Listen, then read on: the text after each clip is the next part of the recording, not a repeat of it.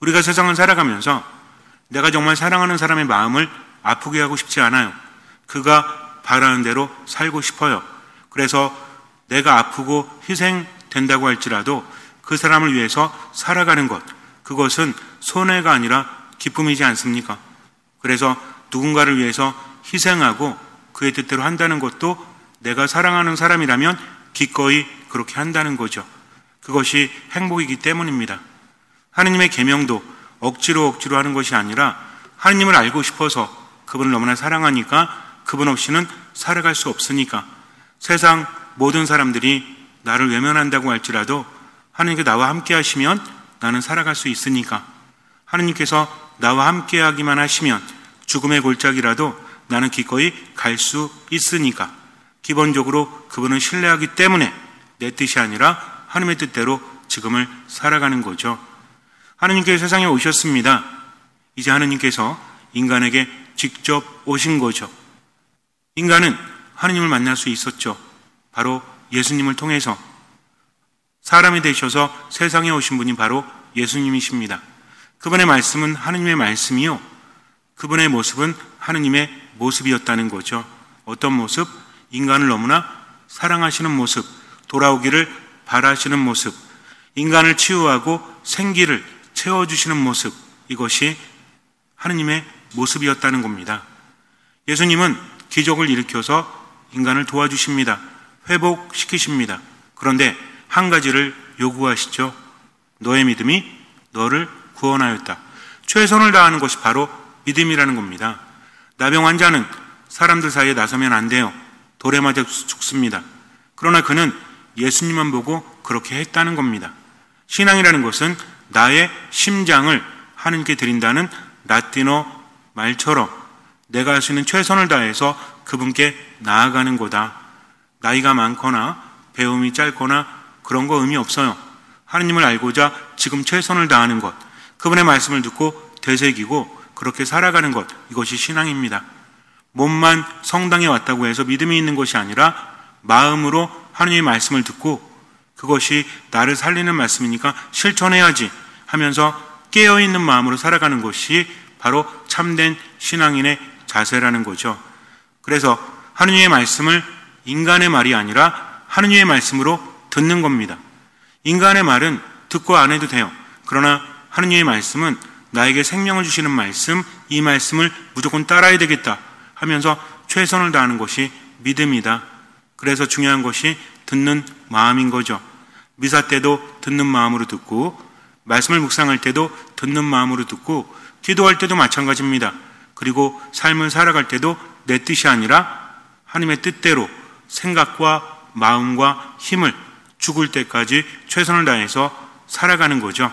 나머지는 그분께 맡기는 겁니다. 그러면 변화될 수밖에 없죠. 인간은 참 변화하지 않는다고 합니다.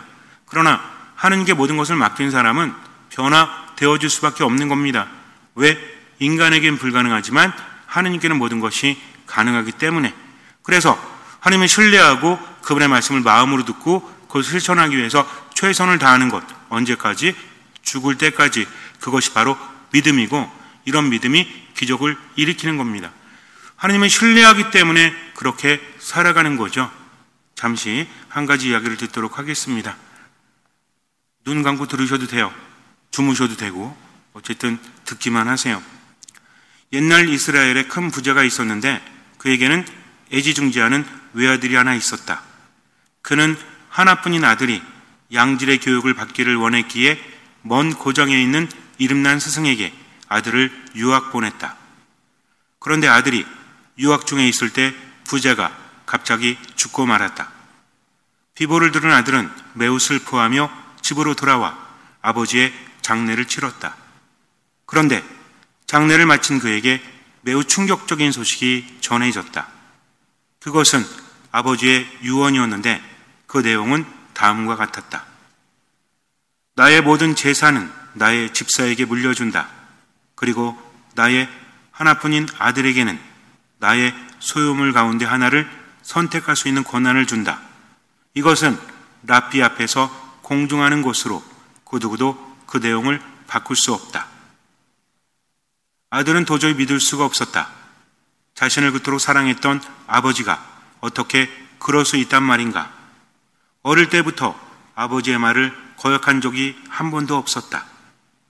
어린 나이에 정든 고향을 떠나 머나먼 낯선 곳에서 공부를 하는 것도 자신의 뜻이 아닌 아버지의 뜻이었기 때문이었다.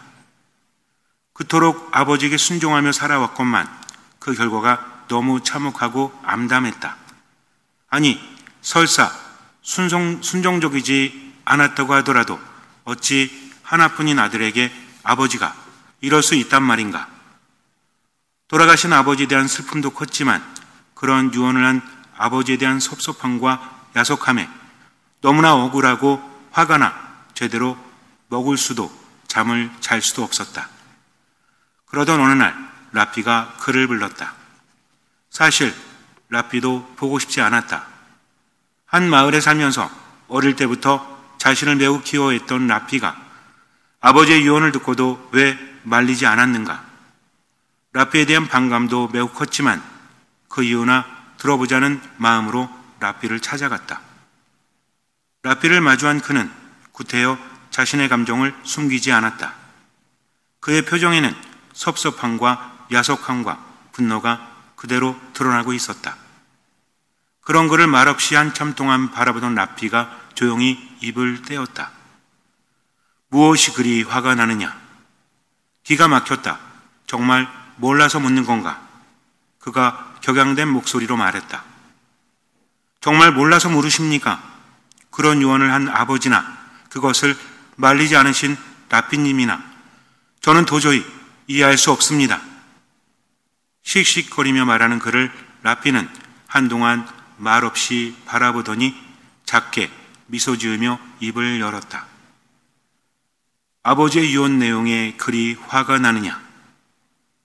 웃는 얼굴에 침 못 뱉는다고 했던가? 그런데 이제 보니 그 말은 틀렸다. 라피의 웃는 얼굴에 침을 뱉어주고 싶다는 강한 충동이 느껴졌다. 하지만 그럴 수는 없었기에 간신히 화를 누르며 이를 악물고 말했다. 무엇이 그리 웃기십니까? 저는 지금 매우 화가 납니다. 어찌 아버지가 제게 이럴 수 있습니까? 어릴 때부터 아버지에게 순명한 결과가 이것입니까? 그리고 라피님은 그런 아버지를 말리지도 않으셨으면서 지금 저를 보고 비웃으시는 것입니까? 도대체 왜? 점차 격양되어 가는 그의 말을 끊으며 라피가 말했다. 정녕 모르겠느냐? 아버지의 현명함을. 너는 어찌 아버지의 아들이면서 아버지를 정녕 신뢰하지 못해 그 깊은 뜻을 헤아리지 못하고 이렇게 감정에 휩쓸려 어리석은 말을 하는 것이냐? 너의 아버지가 너에게 전부를 주었거늘 왜 그것을 깨닫지 못하는 것이냐? 조용히 말하는 라피의 음성이었지만 그는 커다란 망치에 머리를 한 대 맞은 듯 정신이 아득해졌다. 아버지의 현명함? 아버지의 깊은 뜻? 아버지가 나에게 전부를 주었다고? 그게 무슨 말이지? 혼란스러워하는 그의 귓가에 라피의 조용한 음성이 다시 들려왔다. 너에게 전부를 주었다는 말이 아직도 이해가 되지 않느냐? 너는 아버지의 소유물 가운데 어떤 것이라도 한 가지를 가질 수 있다. 그 한 가지가 무엇이겠느냐? 너를 위한 아버지의 현명한 안배를 정말 모르겠느냐? 한 가지? 어떤 것이라도 한 가지? 아, 바로 그거였구나. 라피의 말을 곱씹던 그는 비로소 깨달을 수 있었다. 아버지의 현명함을, 그리고 아버지의 깊은 사랑을.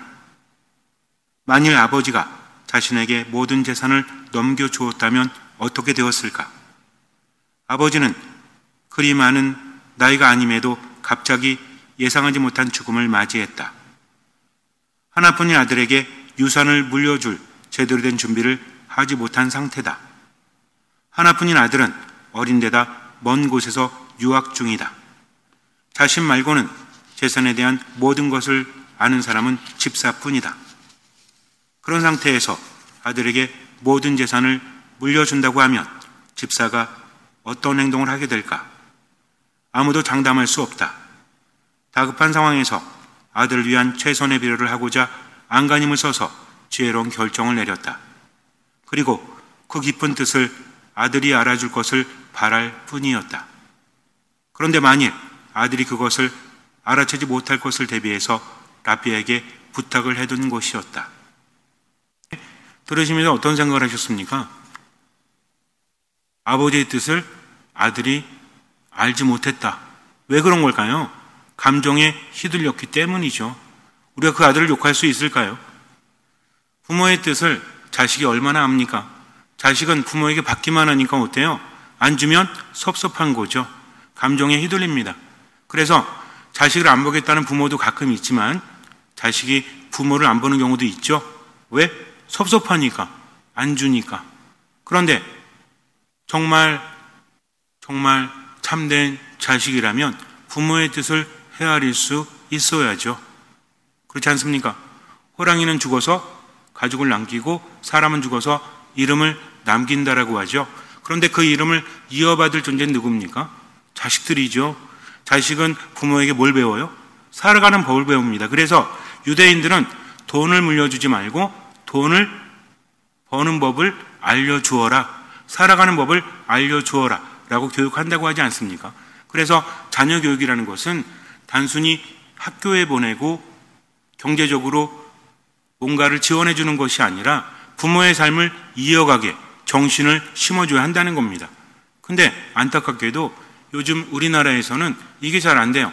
구체적으로 어떤 정신을 심어줘야 될까요? 우리에게 중요한 것은 바로 신앙이죠. 신앙은 무엇입니까?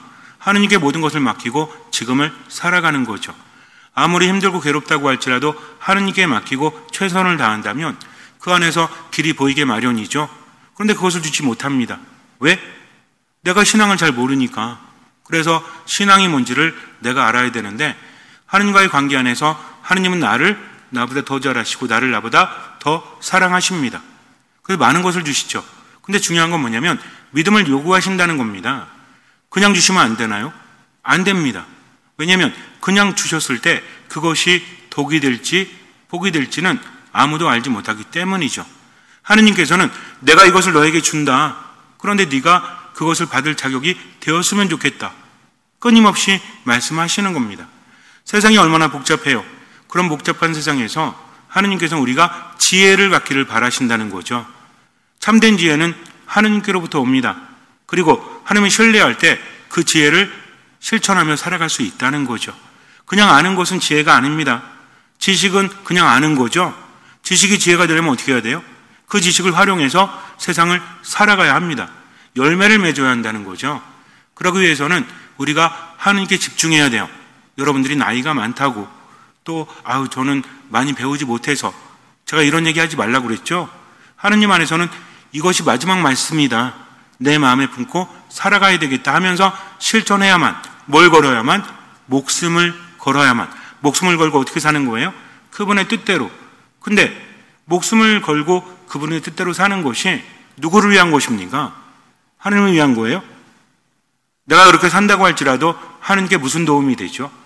아닙니다. 결국 나를 위한 것이죠. 내가 행복하면 물론 하느님께서도 기쁘시죠. 근데 정작 내가 열심히 살아갈 때 그것이 나에게 도움이 된다는 겁니다. 하느님께 모든 것을 맡기고 하느님의 뜻대로 구체적으로 우리가 늘 말하는 거 있죠. 데살로니가에서 말하는 거 있지 않습니까? 언제나 기뻐하고 끊임없이 기도하고 모든 것에 감사하면서 예수 그리스도 안에 살아가는 거죠. 왜냐하면 하느님을 신뢰하기 때문입니다. 지금 힘들고 괴로워도 하느님께 모든 것을 맡기고 그분의 뜻대로 지금을 최선을 다해서 살아가면 하느님께서 주시겠지라고 하는 겁니다. 그러면서 하느님의 지혜는 삶 안에서 실제로 이루어지고 그 지혜를 통해서 믿음은 더 커지고 믿음이 커지니까 기적도 더 커질 수밖에 없다. 그래서 하느님의 말씀을 내 마음에 품고 지금을 살아가는 겁니다. 그것이 신앙이라는 거죠. 루카복음 5장의 내용을 보면 예수님께서 겟네사렛 호숫가에 서 계시고 군중은 예수님께 몰려들어서 하느님의 말씀을 듣고 있습니다. 사람들은 말씀에 목마르죠. 예수님의 말씀은 어떤 지식을 배우는 게 아닙니다. 지식도 있지만 그분의 말씀을 들을 때 말씀은 살아있고 힘이 있기 때문에 말씀을 듣는 것만으로도 힘이 되는 거죠. 말씀을 듣는 것만으로도 치유가 되는 겁니다. 그래서 말씀에 푹 빠져 있죠. 예수님께서는 목자를 잃은 양들처럼 측은한 그들을 보시면서 당신의 말씀을 전해 주십니다. 말씀을 들을 때 사람들은 가슴이 뜨거워짐을 느끼죠. 하느님의 말씀은 이렇게 힘이 있기 때문에. 그런데 예수님께서 그렇게 하실 때 예수님의 제자들, 어부들은 그물을 싣고 있습니다. 밤새 고기를 잡았지만 한 마리도 잡지 못해서 실망감으로 또 피로감에 쪄들어서 그물을 싣고 있는 거죠. 그물이 굉장히 큽니다. 우리가 알고 있는 조그만 그물이 아니에요. 굉장히 길고 또 좀 넓고 그런 그물이기 때문에 고기를 잡을 때도 힘들지만 그물을 정리하는 것도 쉽지가 않아요. 그런데 물고기를 많이 잡았다면 그물을 손질하는 손도 가볍겠죠. 근데 한 마리도 잡지 못했어요. 얼마나 피곤합니까? 몸만 피곤한 게 아니라 마음도 정신도 피곤할 수밖에 없죠. 그래서 그냥 힘들게 그렇게 하고 있는데 예수님께서 말씀을 마치고 나서 와서 시몬에게 말씀하십니다. 깊은 데로 저어 나가서 그물을 내려 고기를 잡아라. 예수님 말씀이니까 무시할 수 없죠. 근데 지금 손질을 거의 끝냈잖아요. 가뜩이나 힘들게 끝냈는데 지금 하라고 하시니까 어때요? 아니 그러면 아까 말씀하시지. 사람들에게 말씀을 전하기 전에 말씀하시면 안 돼요? 근데 이건 누구의 뜻이에요? 시몬의 뜻이죠. 주님의 뜻은 그렇지 않습니다. 왜 그런 걸까요? 약 올리려고? 좀 고생 좀 해봐라 니네들. 내가 아까 말할 수도 있었지만 이제 다 됐을 때 그때 가서 말해준다. 얼레리 꼴레리 이거예요? 아니죠. 그분은 가르침을 주시기 위해서입니다. 제자들은 그물을 다 싣고 이제 정리를 해야 되는데 다시 피라는 거죠. 말이 됩니까? 말이 안 돼요. 그래도 그분을 신뢰하면 해야 되는 겁니다. 여기서 부딪히는 거죠. 아니 이게 말이 되나? 밤새도록 물고기를 잡았지만 한 마리도 잡지 못했는데 다시 그물을 치라니 무슨 말씀이시지? 그들은 어부로서 평생을 살아온 사람들이죠. 잔뼈가 굵은 사람들이에요. 어부들은 성격이 강해요? 아니면 약해요? 보통 어부 그러면 강한 성격이 느껴지죠. 왜 그렇습니까? 물이라는 곳은 죽음이 있는 곳입니다. 그렇기 때문에 물에서 하는 직업을 가진 사람들, 특히 바다라든지 커다란 강이라든지 호수에서 일하는 어부들, 이런 사람들은 성격이 거칩니다. 더군다나 갈릴레아 호수는 어때요? 바다처럼 크죠. 둘레가 55km 정도 된다라고 합니다. 어쨌든 그러다 보니까 바람이 불면, 더군다나 이게 좀 낮아요. 지면보다. 양쪽에서 맞바람이 불면 파도가 칩니다. 바다랑 똑같은 거예요. 그들은 갈릴레아 바다라고 부르거든요. 그러니까 어떻습니까? 조그만 배로 그런 자연과 싸우면서 성격이 약할 수가 없죠. 강할 수밖에 없습니다. 고집이 셀 수밖에 없다는 거죠. 그런데 예수님께서 고기를 다시 잡으라고 하니까 당황스럽죠. 만약에 예수님 아니라 다른 사람이었다면 뭐라고 했을까요? 뭔 소리야. 우리가 지금 한 마리도 못 잡고 가뜩이나 지금 짜증나 죽겠는데 와서 그런 말하면 아마 시비가 붙었을지도 몰라요. 근데 예수님 말씀이니까 할 수도 없고 안 할 수도 없죠. 부딪히는 겁니다. 그런데 시몬은 어떻게 합니까? 스승님, 저희가 밤새도록 애썼지만 한 마리도 잡지 못하였습니다. 라고 합니다. 그러나 스승님의 말씀대로 제가 그물을 내리겠습니다. 라고 하죠. 기꺼이 하는 겁니까? 말은 기꺼이인데 속으로는 어떤 생각을 했을까요? 아니 말이 안 되는데 왜 이러시지? 뭐 예수님이 기적을 일으키시고 이거 알고 있지만 그래도 우리는 어부로 잔뼈가 굵었는데 저분은 목수 출신 아니야. 근데 뭘 하신다고 저러시지? 하지만 스승님이 하라고 하니까 그렇게 하겠습니다. 하면서 뭘 기대했을까요? 아니야 괜찮아. 그냥 해본 소리야. 이런 말을 기대했을지도 모르죠. 더군다나 예수님은 어디로 가래요? 깊은 데로 가서 그물을 내리라고 합니다. 이건 말이 안 되는 겁니다. 보통 고기 잡을 때 깊은 데로 안 가거든요. 고기는 밤에 잡힙니다. 그리고 어디로 가겠어요? 고기가 깊은 데 있겠어요? 아니죠. 호수 가생이로 오겠죠? 왜? 고기 먹을 게 있으니까 잡아먹으려고 오는 겁니다. 그러다가 해가 뜨면 뜨거워지죠? 어디로 가겠어요? 깊은 데로 갑니다. 근데 깊은 데로 가지고 그물을 치면 이게 무슨 뭐 엄청난 그물도 아니고 겉에서만 놀고 있거든요. 바닥에 있다는 겁니다. 고기를 잡을 수 없죠. 말도 안 되는 겁니다. 여러모로 말이 안 돼요. 근데 문제는 뭐죠? 그게 예수님의 말씀이니까 따를 수밖에 없죠. 그래서 어쩔 수 없이 나가서 예수님 말씀대로 합니다. 결과는 어땠죠? 그물이 찢어질 만큼 매우 많은 물고기를 잡게 되었다. 그때 베드로는 어떻게 되죠? 야, 예수님 말씀대로 하니까 잡히네. 신기하네. 예수님 짱. 그래요? 그는 두려움에 사로잡힙니다. 예수님 무릎 앞에 엎드려서 말하죠. 주님, 저에게서 떠나주십시오. 저는 죄 많은 사람입니다. 두려운 거죠. 경외로운 거죠. 이거는 모든 게 뒤집히는 겁니다. 인간에겐 불가능하지만 하느님께는 모든 것이 가능하다는 것을 체험했을 때 그는 예수님을 믿지 못했던 자신의 마음 때문에 두려움을 느끼는 겁니다. 이게 하느님 앞에 선 인간이라는 거죠. 예수님께서 뭐라고 하시죠? 너 베드로 아까 의심했지? 예수님은 속마음을 아시죠? 꽉 집으십니까? 그렇지 않으십니다. 예수님 말씀하십니다. 두려워하지 마라. 이제부터 너는 사람을 낚을 것이다. 두려워하지 말라는 거죠. 내가 다 해줄게. 그저 나만 따라오면 된다. 라고 하신 거죠. 이게 신앙입니다. 베드로는 고집을 부렸다라고 하지만 이게 정말 고집일까요? 현실적인 거죠. 여러분께 말씀드렸지만 어부로서 전문 지식을 갖고 있지 않습니까? 근데 예수님은 뭐예요? 대단한 분이긴 하지만 그분은 목수 출신이잖아요. 그러니까 이건 말이 안 된다는 거죠. 근데 그분의 말씀대로 했더니 물고기가 잡혔다. 뭔 얘기죠? 이분은 그냥 스승님이 아니라 누구시다? 불가능함을 가능함으로 만드시는 하느님이시다. 구약의 하느님을 보세요. 구약의 하느님 봐도 아브라함을 선택하고 다윗을 선택하고 뭐 하실 때 늘 어떻게 하라고 하십니까? 아주 열악한 조건에서 하라고 하시죠. 말도 안 되는 걸 하라고 하십니다. 여기서 변수는 뭐죠? 내가 너희와 함께한다. 그러니 어떻게만 해라? 나를 믿고 따라라.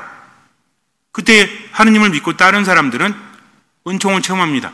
근데 하느님을 믿지 못하고 따르지 않은 사람들은 어때요? 고생하는 거죠. 이스라엘 백성들도 40년 동안 광야에서 왜 헤맸어요? 하느님을 따르지 못하고 뭐하니까? 불평하니까. 자기 삶 안에 갇혀 있으니까. 하느님을 따른다면 어떻게 해야 되죠? 광야라는 척박한 현실 앞에서도 하느님께 주심을 보면서 감사해야 된다는 겁니다. 기도해야 되는 겁니다. 그러면서 하느님을 따랐다면 40년 동안 헤매지 않았어도 되겠죠. 똑같이 예수님이 오셨을 때도 반복되는 겁니다. 그분을 믿고 따르느냐? 그분을 따르지 않느냐? 우리도 마찬가지죠. 신앙을 가지고 산다고 하면서도 내 삶에 갇혀 있다면 그분을 알아보지 못해요. 믿음이라는 것은 내 심장을 하느님께 드린다. 그러면 아무리 인간적으로 절망적이고 말도 안 되는 상황이라고 할지라도 하느님께 신뢰를 나면 어떻게 해야 돼요? 그분의 뜻대로 최선을 다해서 살아가는 거죠. 얼마만큼? 할 수 있는 만큼. 더 중요한 거 얼마만큼? 보이는 만큼 그분의 뜻대로 살아가는 겁니다. 베드로는 다른 동료 어부들도 피곤했죠. 그리고 자신들이 전문가라고 생각을 했어요. 근데 예수님의 말씀 안에서 모든 것들이 무너지는 겁니다. 그럼에도 불구하고 예수님 모든 것을 아시기 때문에 두려워하지 말라라고 하시는 거죠. 베드로는 점점 변화되겠죠. 어떻게? 그분을 신뢰합니다. 내 뜻이 아니라 하나님의 뜻대로. 유대인 아버지가 아들에게 뭘 남겨줬어요? 한 가지만 남겨줬죠. 만약에 아들에게 전 재산을 넘긴다고 하면 중간에서 누가? 집사가 가만히 있겠습니까? 모든 것을 아는데. 그래서 아마 모든 것들을 좀 불법적인 것으로 자기 것으로 만들었을지도 모르죠. 근데 안심하게 했죠. 내 모든 재산은 집사에게 준다. 그리고 내 아들은 하나만 선택할 수 있다. 아들이 와서 뭘 선택하면 돼요? 집사 선택하면 되지. 나머지가 내 것이 되는 겁니다. 근데 그 뜻을 알지 못하니까 아들은 감정에 휩싸여서 아버지에 대한 원망으로 화가 나 있었다는 거죠. 라피는 그것이 안타까웠던 거죠. 그래서 알려줍니다. 물론 라피 말을 듣고 아들도 깨닫게 되죠. 이게 인간이에요. 처음에는 섭섭함, 처음에는 부정적인 감정에 사로잡혀 있지만 그래도 하느님 믿고 신뢰한다. 근데 우리가 세상을 살아가면서 신뢰하지 못하는 이유가 뭐죠? 아들은 아버지를 알고 있었죠. 그럼에도 불구하고 순간의 현실 앞에서 무너져 버린 겁니다. 우리는 하느님 아나요? 하느님이 어떤 분이신지? 그냥 외우는 거 말고 전지전능하시고 이런 거 말고요. 나의 하느님은 어떤 분이신지, 나병 환자의 하느님, 하요라는 여인의 하느님, 소경의 하느님, 중풍병자를 메고 갔던 사람들에게 있어서 하느님은 어떤 분이십니까? 바로 예수님이죠. 저번에 말씀을 듣고 그 말씀 안에서 살아가야 되겠다. 최선을 다하고 나머지는 맡겨야 되겠다. 바로 이겁니다. 우리가 인생을 살아가면서 기분에 따라서 이렇게 변하고 저렇게 변할 수도 있죠. 하느님 찬미하면서 기쁘게 살기도 하지만 때로는 삶의 벽 앞에서 무너지기도 하죠. 그때 인정해야 됩니다. 주님, 저는 나약합니다. 정말 나약합니다. 그러나 당신을 신뢰하고 살겠습니다 하면서 주님의 뜻대로 지금을 살아간다면 그게 지혜인 거죠.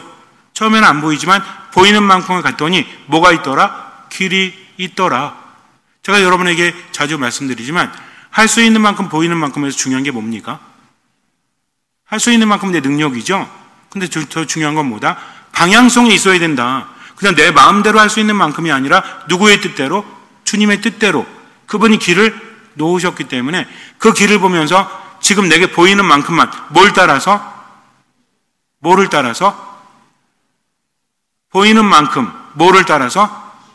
말씀을 따라서 살아가는 겁니다. 그냥 내 발의 등불이 중요한 게 아니라 말씀이 내 발의 등불이라는 거죠. 말씀을 듣고 그 말씀대로 지금 살아간다. 근데 문제는 말씀을 몰라. 그러면 돼요, 안 돼요? 안 되죠. 그러니까 어떻게 해야 돼요? 여태까지 성경 필사도 안 해보고 읽지도 않았고 그러면 됩니까? 뭐 어쩔 수 없잖아요. 이때 또 어떻게 해야 돼?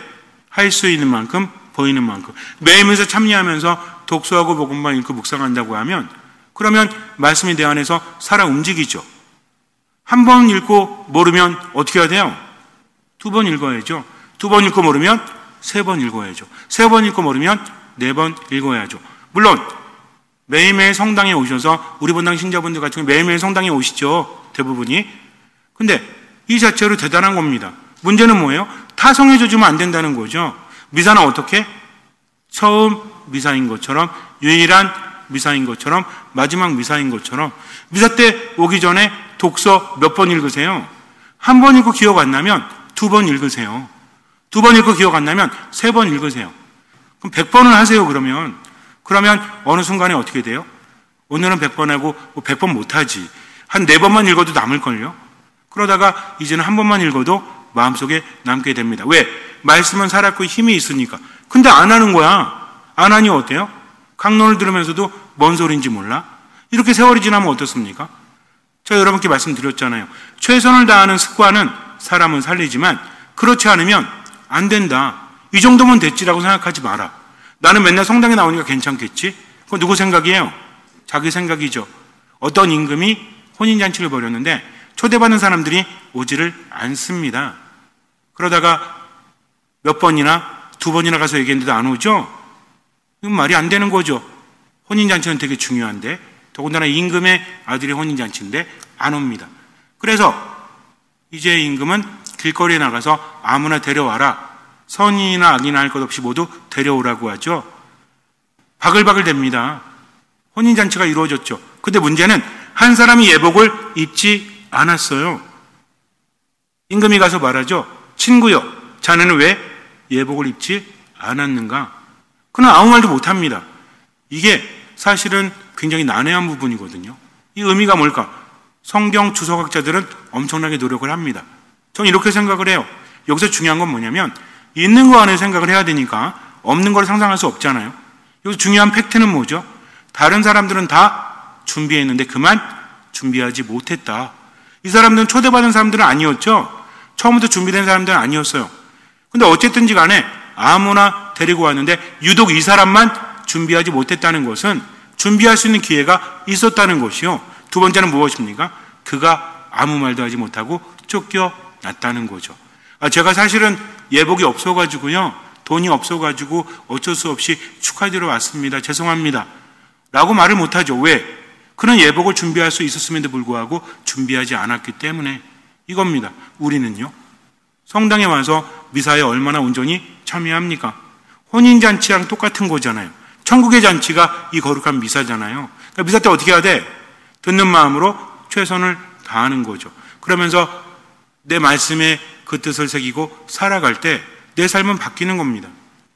미사가 유일하고 처음이고 마지막인 것처럼 내가 마음을 다해서 미사 참여하면 들리는 게 있어요? 없어요? 있습니다. 제가 여러분에게 분명히 말씀드렸죠. 전례부, 성가대, 교회 신심활동 중요합니다. 근데 이거는 미사하고는 비길 수 없는 겁니다. 미사를 온전히 참여할 때 그런 것도 되는 거죠. 근데 어떤 분들 보면 어때요? 시간이 충분히 있는데도 미사 안 오는데 뭐 놓아? 레지오 놓아? 미사 안 오는데 뭐 놓아? 신심활동을 해. 이러면 돼요? 안 돼요? 안 됩니다. 그래서 보면은 우리 본당은 뭐 그런 게 별로 없으니까 말하기가 좀 쉽지 않은데 성가대 연습은 꾸준히 와. 평일날 하는. 근데 미사는 안 해. 이게 뭡니까? 이건 왜 그런 거예요? 무지해서 그런 거예요. 무지해서. 그래서 뭐를 중심으로 살아간다? 미사를 중심으로 어떤 마음으로? 듣는 마음으로. 그리고 삶의 순간순간에 말씀을 내 마음에 새기고 어떤 마음으로? 듣는 마음으로 얼마만큼? 할 수 있는 만큼, 보이는 만큼 주님을 따라서 살아가면 신뢰는 생기는 겁니다. 신뢰가 갑자기 생기지 않잖아요. 여러분들에게 저를 믿으시오 라고 말하면 신뢰가 생기나요? 신뢰는 언제 생기죠? 그럼 누구 신뢰하세요? 한 번도 못 본 사람? 누구 신뢰하죠? 같이 사는 사람, 가족도 신뢰해요, 안 해요? 물론 가끔 거짓말할 수도 있지. 그런 거 알잖아. 그거 말고 진짜 가족들을 신뢰합니까? 안 합니까? 신뢰하잖아요. 왜 신뢰하죠? 함께 살고 알기 때문입니다. 하느님 신뢰하십니까? 나의 하느님이십니까? 그럼 어떻게 해야 돼요? 그분께 모든 것을 맡기고 그분의 뜻대로 지금은 살아가는 거죠. 삶이 힘들고 괴로워도 예수님 말씀 되새기는 거죠. 걱정하지 마라. 두려워하지 마라. 내가 너희와 함께 하겠다. 너희는 나 없이는 아무것도 할 수 없으니 내 말을 듣고 그 말을 실천해라. 그러면 우린 그렇게 하면 되는 겁니다. 나머지는 맡기는 거죠. 이게 신앙입니다. 이렇게 하루하루 살아가면 뭐가 깊어져요? 주님에 대한 신뢰가 깊어집니다. 이 신뢰는 강요된 게 아니죠. 이 신뢰는 뭐예요? 함께 살아가면서 내 안에 생기는 것이고 이 신뢰를 통해서 뭐가 더 커져요? 믿음이 더 커지는 겁니다. 그러면서 매 순간순간 누구의 뜻대로? 그래, 내 뜻이 아니라 하느님의 뜻대로. 조금 의욕은 있지만 하느님께서 하라고 하시니 해야지. 얼마만큼? 할 수 있는 만큼, 얼마만큼? 보이는 만큼 나머지는 맡기는 거죠. 잠시 눈을 감으세요. 마태오가 전한 거룩한 복음입니다. 그때 예수님께서는 여러 가지 비유로 수석사제들과 백성의 원로들에게 말씀하셨다. 하늘나라는 자기 아들의 혼인잔치를 베푼 어떤 임금에게 비길 수 있다. 그는 종들을 보내어 혼인잔치에 초대받은 이들을 불러오게 하였다. 그러나 그들은 오려고 하지 않았다. 그래서 다시 다른 종들을 보내며 이렇게 일렀다. 초대받은 이들에게 내가 잔치상을 이미 차렸소. 황소와 살진 짐승을 잡고 모든 준비를 마쳤으니 어서 혼인잔치에 오시오 하고 말하여라. 그러나 그들은 아랑곳하지 않고 어떤 자는 밭으로 가고 어떤 자는 장사하러 갔다. 그리고 나머지 사람들은 종들을 붙잡아 때리고 죽였다. 임금은 진노하였다. 그래서 군대를 보내어 그 살인자들을 없애고 그들의 고을을 불살라 버렸다. 그러고 나서 종들에게 말하였다. 혼인잔치는 준비되었는데 초대받은 자들은 마땅하지 않구나. 그러니 고을 어기로 가서 아무나 만나는 대로 잔치에 불러오너라. 그래서 그 종들은 거리에 나가 악한 사람, 선한 사람 할 것 없이 만나는 대로 데려왔다. 잔치방은 손님들로 가득 찼다. 임금이 손님들을 둘러보려고 들어왔다가 혼인 예복을 입지 않은 사람 하나를 보고 친구여, 그대는 혼인 예복도 갖추지 않고 어떻게 여기 들어왔나?